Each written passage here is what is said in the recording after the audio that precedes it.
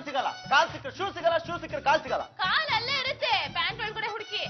ಕಾಲ್ ಇದೆಯಮ್ಮ, shoe ಎಲ್ಲಿ ಇನ್ನೊಂದು? Shoes ನಾನು ಹಾಕೊಳ್ಳೋದು, ನೀವೇ ಬಿಚ್ಚಿ ಎಲ್ಲೆಲ್ಲ ಬಿಸಾಕಿರ್ತೀರಾ, ಅಲ್ಲೇ ಹುಡುಕಿ ಸಿಗುತ್ತೆ. ಜವಾಬ್ದಾರಿ ಇಲ್ದಿರೋ ಜನ ಇಂಥವ್ರ ಮನೇಲಿ ಹಾಕಿರ್ತಾರೋ. ಎರಡು ಶೂಗೆ ದಾರ ಕಟ್ಟಿಟ್ಟಿದ್ರೆ ಒಂದೆರಡು ಇನ್ನೊಂದು ಬಂದಿರೋದ, ಅದ್ಬಿಟ್ಟು ಸುಮ್ಮನೆ ನನ್ ಮೇಲೆ ಎಗರಾಡ್ತೀರಾ. ನೋಡು, ಹೋಗ್ ತಗೊಳ್ಳಿ. ಈ ಶೂಸ್ ಇಷ್ಟು ದೂರ ತಂದು ಯಾರಮ್ಮ ಬಿಸಾಕಿದ? ಇಲಿಗಳು ಹೇಳ್ಕೊಂಡು ಹೋಗಿರ್ಬೇಕು. ನೀನ್ ಸರಿಯಾಗಿದ್ರೆ ಇಲಿಗಳು ಯಾಕೆ ಬರ್ತವೆ? ನಾನು ಒಂದ್ ವಾರದಿಂದ ನೋಡ್ತಾನೆ ಇದ್ದೀನಿ, ಸುಮ್ನೆ ಬೈತಾ ಇದ್ದೀರಲ್ಲ. ನನ್ ಪೇಷನ್ಸ್ ನ ಚೆಕ್ ಮಾಡ್ಬೇಡಿ, ನನ್ಗೇನಾದ್ರೂ ತಲೆ ಕೆಟ್ರೆ ನನ್ ಪಾರನೇ ಆಗಿರಲ್ಲ. ಇನ್ನೇನಾಗಿರ್ತೀಯಾ?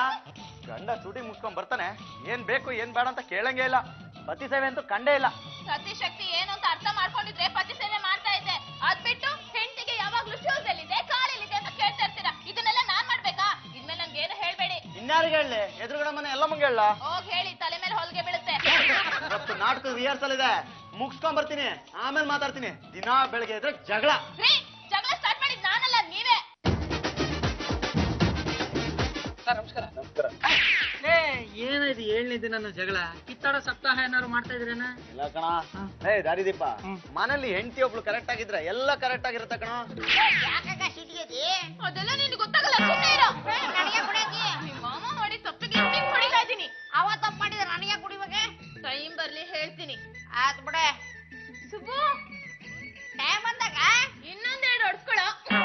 ಬಾರು, ಈ ಗಂಡಸ್ರೆ ಹೀಗೆ ಕಣೆ, ಯಾವಾಗ್ಲೂ ಹೆಣ್ಮಕ್ಳು ಶೋಷಣೆ ಮಾಡ್ತಾನೆ ಇರ್ತಾರೆ.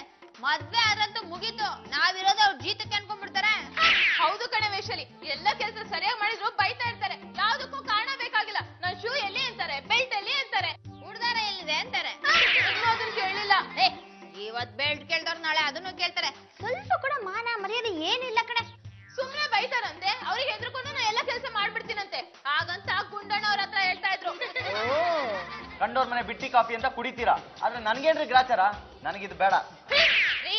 ನೀವ್ ನನಗೆ ಕೋಪ ಬರ್ಸ್ಬೇಡಿ. ನೀವೀಗ ಕುಡಿಲಿಲ್ಲ ಅಂದ್ರೆ ನಾನೇ ಬಂದು ಕುಡಿಸ್ಬೇಕಾಗತ್ತೆ.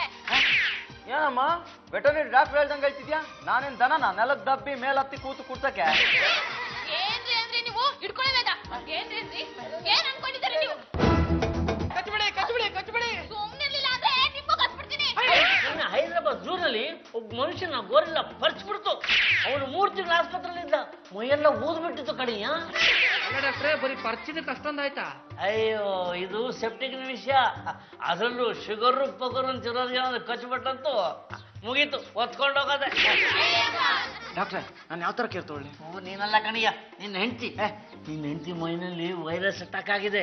ಹಾಗಾಗಿ ನಿನ್ನ ಹೆಂಡತಿ ಅಕ್ಕಪಕ್ಕ ಜನ ಸೇರ್ಬಾರ್ದು, ಮಾತಾಡಬಾರ್ದು. ಅವನ್ನ ಫೈನಲ್ ರಿಪೋರ್ಟ್ ಬರೋವರೆಗೂ ಯಾವ್ದಾದ್ರು ರೂಮಲ್ಲಿ ಕುಡಾಕ್ಬೇಡಿ. ರೂಮಲ್ಲಿ ಕೂಡಾಕ್ಬೇಕಾ?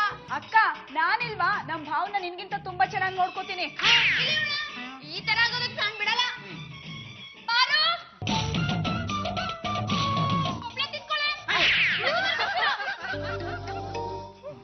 ಸುಬ್ಬ, ಏನು ಪಾರು ಅಂಟಿಗೆ ಇದ್ದಕ್ಕಿದ್ದಂಗೆ ದೇವ್ರ ಮೇಲೆ ಭಕ್ತಿ ಜಾಸ್ತಿ ಆಗ್ಬಿಟ್ಟಿದೆ. ಭಗವಂತ, ಯಾಕಪ್ಪ ಇಷ್ಟು ಕಷ್ಟ ಕೊಡ್ತಾ ಇದೀಯಾ? ನನ್ ಪತಿ ಪರಮೇಶ್ವರನ್ಗೆ ಯಾಕ ಕಾಯಿಲೆ ಕೊಟ್ಟೆ? ಅವ್ರ ದೇಹದಲ್ಲಿ ಸೆಪ್ಟಿಕ್ ಆಗೋ ತರ ಯಾಕೆ ಮಾಡ್ದೆ? ನಿಜ ಹೇಳ, ನನ್ಗೆ ಯಾವ ಕಾಯಿಲೆನೂ ಇಲ್ಲ, ನನ್ ದೇಹದಲ್ಲಿ ಯಾವ ಕೆಟ್ಟ ವೈರಾಣುನೂ ಇಲ್ಲ. ನನ್ ಪತಿ ಪರಮೇಶ್ವರನ್ಗೆ ಬುದ್ಧಿ ಕಲಿಸ್ಬೇಕು ಅಂತ ಈ ರೀತಿ ನಾಟಕ ಮಾಡ್ದೆ. ಇದ್ರಿಂದ ಇಷ್ಟೆಲ್ಲ ತೊಂದ್ರೆ ಆಗುತ್ತೆ ಅಂತ ನನಗೆ ಗೊತ್ತಿರ್ಲಿಲ್ಲ. ಭಕ್ತೆ, ನೀನು ಮಾಡಿದ್ದು ತಪ್ಪು. ಇನ್ನು ಮುಂದೆ ನೀನು ನಿನ್ನ ಗಂಡನ್ನ ಚೆನ್ನಾಗಿ ನೋಡ್ಕೊ, ಎಲ್ಲವೂ ಸುಖಾಂತವಾಗುತ್ತೆ. ನೀನ್ ಮಾತಾಡ್ತಾ ಇದೀಯಾ? ಹೌದು, ನಾನೇ. ನನ್ ಪತಿ ಪರಮೇಶ್ವರನ್ಗೆ ಹೆದರ್ಸೋದಕ್ಕೆ ಈ ರೀತಿ ಮಾಡ್ದೆ ಅಂತ ಹೇಳಿದ್ನಲ್ಲ, ಪ್ಲೀಸ್ ನನ್ನ ಕ್ಷಮಿಸ್ಬಿಡು. ಈ ಬಾಳೆಹಣ್ಣು ತಗೊಂಡು ನಂಗೆ ಆಶೀರ್ವಾದ ಮಾಡು. ಭಕ್ತೆ, ಕಣ್ಣು ಮುಚ್ಚಿಕೋ. ದೇವರು ಏನಾದ್ರೂ ತಗೊಳ್ಳುವಾಗ ನೋಡಬಾರದು. ಭಕ್ತೆ, ಈಗ ನಿನ್ನ ಪಾಪ ಪರಿಹಾರವಾಯಿತು. ಇನ್ನು ಮುಂದೆ ನಿನ್ನ ಗಂಡನ ಜೊತೆ ನಗುನಗುತ್ತಾ ಸಂಸಾರ ಮಾಡು.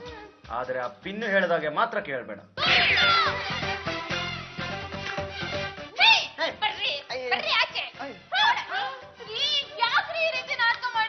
ನಿನ್ನ ಕಚ್ಚೆ ಕಾಯಿಲೆಯನ್ನು ಬಿಡಿಸ್ಬೇಕು ಅಂತ ಡಾಕ್ಟರ್ನ ಬುಟ್ಟಿಗೆ ಹಾಕೊಂಡು ಈ ರೀತಿ ನಾಟಕ ಆಡಿದ್ವಿ.